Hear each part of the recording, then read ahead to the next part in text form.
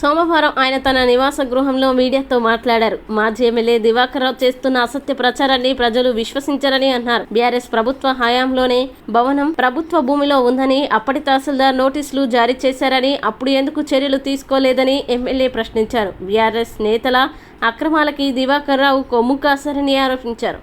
మున్సిపల్లో ఉద్యోగాలు పెట్టిస్తానని కౌన్సిలర్ హరికృష్ణ డబ్బులు తీసుకొని పని పెట్టించకపోగా డబ్బులు తిరిగి ఇవ్వలేదని, అందుకే బాధితులు పోలీసులకి ఫిర్యాదులు చేస్తే చర్యలు తీసుకున్నారన్నారు. బేరా సత్యనారాయణపై అనేక ఫిర్యాదులు ఉండగా బాధితుల పక్షాన నిలవకపోగా దివాకర్ రావు రోడ్లపై ఆందోళన చేయడం శోచనీయమని అన్నారు. తప్పు ఎవరు చేసినా చట్టపరమైన చర్యలు ఉంటాయని తెలిపారు. తాను ప్రజల పక్షాన ఉంటాను తప్ప తప్పులు చేసే వారికి మద్దతు ఇవ్వనని ప్రేమ్ సాగర్ స్పష్టం చేశారు.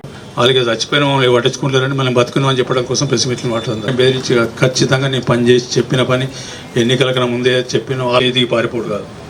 నేను ప్రతి జాగా ఎక్కడ చిన్న సమస్యతో పోతున్నా, ఏదన్నా మా దగ్గర తప్పు జరిగితే పోయి మాట్లాడుతున్నా చేస్తుంది. ప్రజలకు లక్ష్మీపేటలో ఉన్నారు వీళ్ళందరూ ఒకరొకరు అంటే పూర్తి ఆధారం లేకుండా ఏ పని చేయండి. అది ప్రజలకు సంబంధించి ప్రజలకు నష్టం జరిగే పని ఖచ్చితంగా చేసిన. కానీ ప్రజలకు దాదాపు 1,10,000 ఓట్లు వేసి 1,10,000 ఓట్లు జనం న్యాయపడిన వస్తాయి కావచ్చు. కానీ అంతమంది న్యాయపడిన వాళ్ళ తరం అవుతాను. అప్పుడు ఇక చావు అనేది పుట్టినాడే రాసి ఉన్నది. వేసి పెడతాం, ఫుడ్ మార్క్ కూడా అందులో పెట్టేస్తాం. అందరికీ అలాంటి చేస్తే ఇబ్బంది ఏం లేదు. హైదరాబాద్లో యశోద హాస్పిటల్ కానీ అపోలో హాస్పిటల్ కానీ దీనికన్నా మంచిగా ఉంటే అప్పుడు చెప్తున్నాం. వాటికన్నా పనిచేసి 45 నుంచి 50 తీసుకుపోయే బాధ్యత నాది. ప్రైవేట్ స్కూళ్ళ కన్నా కూడా ప్రభుత్వ స్కూల్ నేను ఎన్నికల కన్నా ముందు చెప్పిన ట్రస్ట్ మీటింగ్లో చెప్పడం జరిగింది. ఎన్నికలతోటి నిమిత్తం లేకుండా, గెలుపోవటంతో సంబంధం లేకుండా ఈ కార్యక్రమం నాకు అప్పుడున్న వయసు దృష్ట్యా నేను 10 సంవత్సరాల పాటు చీరలిస్తానని చెప్పండి. ఎన్ని కలిసి వాళ్ళందరూ అనుకున్నట్టు వాళ్ళు వారిపై పింటవాళ్ళు ఉండగా నేను అనుకోలేదు. ఓడిపోయినాక వారం రోజు నా కార్యక్రమం మొదలుపెట్టాను. ప్రజలకు కూడా చెప్తాను, ఎక్కడ ఇబ్బంది అంటే వాళ్ళు చెప్పిన తర్వాత 24 అవర్స్లో పరిష్కారం చేసుకుంటూ వస్తాను. ఇట్లా ఏవైతే ఎన్నికల ముందు చెప్పినదో మంచినీళ్ళు మంచినీళ్ళు చేసినాం. హాస్పిటల్ జీవో తీసుకొచ్చిన కరగట్లు ఇంకొద్ది రోజులు వస్తుంది. ఇది కాకుండా సింగరేణి ప్రాంతాలు చాలా సందర్భాలు చెప్పిన పట్టాల గురించి దానికి కూడా తుది దశకు వచ్చింది. ఇవన్నీ చేసుకుంటూ పోతూ ఈ నియోజకవర్గంలో అంతకుముందు బాగుందా వాయికుందా మీ అందరికీ తెలుసు, ఇక్కడ చాలామంది తెలుసు. గడిచిన టీఆర్ఎస్ ప్రభుత్వంలో 10 సంవత్సరాలకి ఉన్న ఎమ్మెల్యేలు కానీ టీఆర్ఎస్ లీడర్లు ఏ రకమైన అరాచకాలు చేసినారో, ఏ రకంగా ప్రభుత్వం సంబంధించిన వ్యవస్థలు కానివ్వండి, ప్రభుత్వం సంబంధించిన భూములు కానివ్వండి, ప్రభుత్వం సంబంధించిన ఉసుక కానివ్వండి, ఈ రౌడీజం ఉండేది నా పేరు పెట్టినరు. నాకు ప్రాబ్లం లేదు, నాకు అలా అలవాటు అయిపోయింది. వాళ్ళు నిన్న గౌరవ మాజీ శాసనసభ్యులు 20 సంవత్సరాల శాసనసభ్యులు వారు ఒక మాట చెప్పారు, నోటీసులు ఇవ్వలేదని. నోటీసులు ఇవ్వకుండా ఊరగొట్టాను.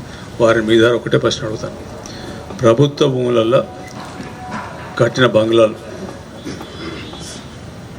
రోడ్లు కబ్జా చేసి ఇల్లు కట్టినాయి, ఇవన్నిటి మీరు సమర్థిస్తున్నట్టే అని నిన్నటి ప్రెస్ మీట్ కానీ పోయినసారి ఐబీ మన ఫ్లైఓవర్ మీద అడ్డమనుడు కానీ ఇవన్నీ అర్థమవుతున్నాయి. అలా అంటే దీని ఆ ఎమ్మెల్యే గారు దీన్ని సమర్థిస్తున్నాడు. అంటే ఆయన 15 సంవత్సరాల అధికారంలో ప్రభుత్వ భూములలో ఎవరు పడతారు ఇల్లు కట్టుకోవాలి, పైసలు ఇవ్వాలి, పైసలు తీసుకోవాలి, ఇది తప్ప ఇంకో పని ఏం లేదు. ఆయన మంది గురించి మాట్లాడే అర్హత అనేది లేదు. ఆయన ఆడి కూడా వస్తాయి. ఇవాళ చెక్కల కన్నా పోతే తర్వాత మీరే ఇబ్బంది పడతారు. కానీ ఇది మొదలైంది, ఏది ఇచ్చిపెట్టే ప్రసక్తి లేదు. ఇక మిగిలింది నోటీసులు అంటారా, దానికి నోటీసులు ఇచ్చినా మున్సిపాలిటీ వాళ్ళు నోటీసు ఇచ్చారు, ఎంఆర్ఓ రిపోర్ట్లు ఇచ్చారు. మున్సిపాలిటీ వాళ్ళు నోటీసులు ఇచ్చి లాస్ట్కు వాళ్ళు తీసుకోకపోతే ఈ డిస్మెంట్ల కన్నా వారం ముందో 9 రోజుల ముందో మన గోడ కతికేసి ఫోటోలు తీసిన కాపీలు ఉన్నాయి, మీరు కావాలంటే ఎంఆర్ఓ ఆఫీస్ మన మున్సిపల్ ఆఫీస్ తీసుకోవచ్చు. నోటీసులు ఇవ్వలేదని చెప్పాను. ఇక వీటికి ఎట్లా నోటీస్ ఇచ్చినా ఏమి ఇచ్చారో మీరే చెప్పాలి. మరి నువ్వు 2.5 సంవత్సరాలు గడ్డి వీకినావు, లేకపోతే అందులో ఎన్ని పైసలు తీసుకున్నావు, లేకపోతే ఆడికెళ్ళి ఏమన్నా ఇటు పంపించారా, ఇక నాకు తెలియదు. మరి ఆయన చెప్పాలి జవాబు దానికి. నోటీసులు ఇవ్వలేకుండా చేసిండ్రనే మాట మాట్లాడాను. అంటే గవర్నమెంట్ ల్యాండ్లో కట్టుకుంటే ఇక నోటీసుల కోసం తీసుకుంటూ కూర్చున్నారా, లేకపోతే తీసుకుంటే చేస్తారా? ఖచ్చితంగా చట్టం తన పని తాను చేసుకుని పోతుంది. ఖచ్చితంగా ప్రభుత్వ భూములు కాపాడే బాధ్యత అధికారుల మీదనే, అధికారులతో పాటు నా మీద ఉన్నది కాబట్టి ఖచ్చితంగా కాపాడుతాం. ఇక రెండోది, వారికన్నా ముందు మొత్తం ఈ నియోజకవర్గంలో ఈ గడిచిన నిర్ణయం వాళ్ళ గురించి చదివి తర్వాత వారి గురించి కూడా చెప్పేది. నాకు మాజీ ఎమ్మెల్యే గారి గురించి చెప్పేది ఉన్నది. ఇది ఆయన సేల్లీడు చేసింది గోపాలరావు భార్య అన్నయ్య. సర్వే నెంబర్ వేసింది 40/2. 40/2 కట్టింది 42. దానికన్నా ముందే వారం ముందో 10 రోజుల ముందో ఇదే సేమ్ సర్వే నెంబర్ అని చెప్పి నా గోపాలరావు గారు కాంపౌండ్ వాళ్ళు కట్టి ఆల్మోస్ట్ ఫంక్షన్ హాల్ కూడా కట్టే దశకు పోతే అది కూడా కూలగొట్టడం జరిగింది. ఒక 5 ఏళ్ళ కింద 6 ఏళ్ళ కింద లేకపోతే 2016 తర్వాతనే. అప్పుడు 40 లక్షల స్కూల్ బిల్డింగ్ శాంక్షన్ వచ్చింది. జాగా లేకుండా ఈ బేర్ సత్యన్ అనే మనిషి ఎవరో ల్యాండ్ లార్డ్స్కు 10,000, 20,000, 50,000 ఎంత ఇచ్చి నాకు తెలియదు కానీ ఇచ్చి దాన్ని రిజిస్టర్ చేసుకొని ఇది నేను డొనేట్ చేస్తున్న స్కూల్కి అని చెప్పి డొనేట్ చేస్తే ఆ కాంట్రాక్ట్ చేసుకున్నాడు. సరే అది పూర్తి కాలేదు, స్లాబులు వేసి గోడలు కట్టిన మిగతా ఏం కాలేదు. సరే ఈ లోపల అప్పటిదాకా వీళ్ళకు కూడా అధికారులకు కూడా తెలియదు, మరి అధికారులు కూడా ఎవరు నిద్రపోతారో నాకు తెలియదు. కానీ ఈ స్కూల్ పెడదామని ఈ స్కూల్ కన్స్ట్రక్షన్ మొదలైపోతే ఇది కనమాట ఇది ఏంటంటే ఆయన తీరా చూస్తే ఏంటంటే ఆ సేల్ డీడ్ చేసుకొని ఆ సేల్ డీడ్తో పాటు ఆ ల్యాండ్ను ప్రభుత్వానికి స్కూల్ విద్యాశాఖకు గిఫ్ట్ ఇచ్చిండు. మన స్కూల్ కోసం గిఫ్ట్ ఇచ్చినారు. ఆ గిఫ్ట్ ఇచ్చినాకనే అది స్కూల్కు వర్క్ స్టార్ట్ అయింది, అది కంప్లీట్ అయింది. తర్వాత ఆయన ఏమనుకున్నా అందరు మర్చిపోయిన వాడు చూడలేదు అనుకున్నాడు. దాన్ని మొత్తం ఆ స్కూల్తో పాటు ఉన్న ఇంక ఎకరం ఆ దగ్గర ఉండే అవన్నీ లేఅవుట్ చేసేసి ప్లాట్లు అమ్మేసాం. ఆ సందర్భంగా వెరిఫై చేస్తే అది ఏదైతే ఉందో ఆ స్కూల్ లేఅవుట్ చేసిన కాడ మొత్తం ఇళ్ళకి నీళ్ళు పోతాయి చేసి మొత్తం క్లెవర్ చేసి నీళ్ళు పోకుండా చేసి వేరే మట్టి పోసి సాఫ్ చేసినాం. చేసినాక 2 రోజులకు పోయి మళ్ళీ దాన్ని ప్లాట్లు చేసాం. ఇక ఆ సందర్భంలో ఇవన్నీ తీస్తే మొదలైంది. ఆడ మొదలైన పంచాయతీ ఇక మొత్తం తవ్వకుండా పోతే ఇడిదాకా వచ్చింది. అది లాస్ట్కి ఇప్పుడు స్కూల్ కష్టాలు తీసుకున్నాం, అది లేవటానికి క్యాన్ చేసినాం. ఆ ఇళ్ళకి నీళ్ళు పోకుండా కూడా చేసినాం. మీరు ఏం చేయమంటే అది చేస్తే ఇడిచిపెట్టేసి మొత్తం ఊరి మీద ఆంబోతులకు ఇడిచిపెట్టమంటారా? చట్ట ప్రకారం చర్యలు తీసుకోమంటారా మీరు చెప్పండి. ఇది బేర్ సత్యన్ గారి చరిత్ర. ఇక్కడ చరిత్ర మీకు తెలుసు, నేను చెప్పడం అవసరం లేదు. ఇక్కడ చరిత్ర కూడా ఏం జరిగింది, ఈ టెన్షన్లో ఒకడు మందాగి సూసైడ్ చేసుకపోతే కేసులు అయినాయి. ఇది అంటే రాష్ట్రం ఇటువంటి ఎక్కడ జరిగే ఒక మన నియోజకవర్గంలో జరిగింది. ఇక్కడికి పేర్లు నేను ఎప్పుడు అవసరం లేదు అనుకుంటే ఆ పేరు అయింది, ఆల్రెడీ పోవుడు అయిపోయింది, అచ్చడు అయిపోయింది. ఆయన ఏదో ఉద్యమ వీరం లెక్క జనాలు పోయి ఒకరికొకరు జైల్లోకి పోయి సూచచ్చుడు అని చేస్తాను. వర్కర్ల దగ్గర డబ్బులు తీసుకొని జైలుకు పోతే ఆ టీఆర్ఎస్ నాయకులకు బీజేపీ నాయకులకు వర్కర్ల లెక్క మొత్తం అదే ఉద్యమం నుంచి వచ్చినట్టు చేస్తాను. ఉద్యమాన్ని పోయి జైలుకు పోయి సందర్శించుకొని వస్తాను. ఈ పరిస్థితి ఉన్నది ఇక్కడ. మూడోది ఇంకా ఇవన్నీ చాలా ఉన్నాయి. బీజేపీ వాళ్ళు టీఆర్ఎస్ నాయకులు వీళ్ళందరూ ఇంకేమేమి లీలలు చేస్తున్నారు. ఇప్పుడు కొన్ని శాంపుల్ దొరికినాయి, ఇంకా కొన్ని కూడా దొరుకుతాయి. ఎమ్మెల్యే గారికి మాత్రం ఖచ్చితంగా చెప్తున్నాను, ఈ హనుమంతరావు పంచాయతీ, దీని తర్వాత సుపారి పంచాయతీ, ఈ 2 కాకుండా ఇంకోటి ఈ నియోజకవర్గంలో ఇదివరకు లేనిదో కొత్తది మొదలుపెట్టింది. ఖచ్చితంగా ఇక్కడ డ్రగ్స్ నడుస్తున్నాయి.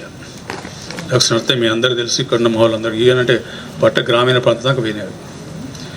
దానికి పునాది ఎక్కడ పడ్డది, నీ కొడుకు తెచ్చిండా, నీ కొడుకు ఎవరి దగ్గరికి వెళ్ళి తెచ్చిండు, కొన్ని తెలుసు నాకు. నేను ప్రతిదీ ఆధారంతో సహా బయట పెట్టే టైం వచ్చింది. ఇక్కడ రూల్ లేదు. కొడుకు తెలుసు, కొడుకు ద్వారా రాకెట్ ద్వారా 10 మంది పొరగాళ్ళకు పెట్టి నువ్వు ఎట్లా పంచిచ్చినావు, ఎట్లా పంపించినావు ఇవన్నీ తెలుసు నాకు. కాబట్టి ప్రతిదీ ఆధారం కోసం చూస్తున్న ఆధారాలు దొరుకుతాయి. ఇంకొన్ని 2 నెలలు పడుతుంది. ఖచ్చితంగా ఈ నియోజకవర్గంలో డ్రగ్స్ కానీ ఈవెన్ బ్రాండ్ విస్కీ కానీ టైం దాటి ఎవరైనా పిల్లలు లాగిన్ చేసినా కూడా కఠినమైన చర్యలు ఉంటాయి. ఇప్పుడు వీళ్ళందరినీ సమర్థిస్తున్న మాజీ ఎమ్మెల్యే గారికి ఒక 2-3 ప్రశ్నలు నేను అడుగుతాను. ఇప్పుడు వీళ్ళందరినీ మీరు సమర్థిస్తున్నారు కదా, ఇప్పుడు వీళ్ళందరూ నీ దగ్గర పనిచేశారు. అరణ్యాకు 2018 ఎన్నికల కూడా నీ దగ్గరనే పనిచేసాడు. మొన్న 2019లో కూడా 2023లో కూడా కొన్ని టీఆర్ఎస్ కొన్ని బీజేపీ కోట్లించినాయి. మిగతా అందరూ పనిచేసారు. ఇప్పుడు చెప్పిన పేర్లు అన్నయ్య కానీ బేర్ సత్యనారాయణ కానీ ముత్సత్య కానీ వీళ్ళందరూ నీకే పనిచేసి, ఇక్కడ వాళ్ళు కూడా నీకే పనిచేశాను. మరి నువ్వు నన్ను రౌడీకుండా అన్నావు, నువ్వు చేసింది ఏంటిది ఒక్కసారి అడుగుతాను చెప్పండి. వీళ్ళందరూ నీ వాళ్ళని మన ఇది బేర్ సత్యనారాయణ నాడు రోడ్డు మీద పడ్డవటం, ఫ్లేవర్ మీద అడ్డం పన్నావు, అయ్య కొడుకులు ఇద్దరు. మొన్న ప్రెస్ మీట్ పెట్టాం, నోటీస్ లేదు. నోటీస్ ఇచ్చిన కాయిదాలని 2021 అయింది. దానికి మీరు జవాబు చెప్పండి.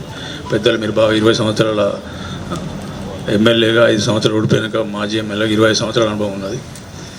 ఇక మళ్ళీ మీకు కుర్చీకిచ్చి మర్చిపోండి. మేము కాకపోతే మీ మీద చాలా ఉన్నాయి చేయాలంటే, కానీ ఒక్కసారి చేస్తే ఇబ్బందిగా మెల్లమెల్లగా ఉన్నాయి కదండి. ఇవన్నీ ఒకటి తర్వాత తను తీస్తున్నా తమరి మీద కూడా.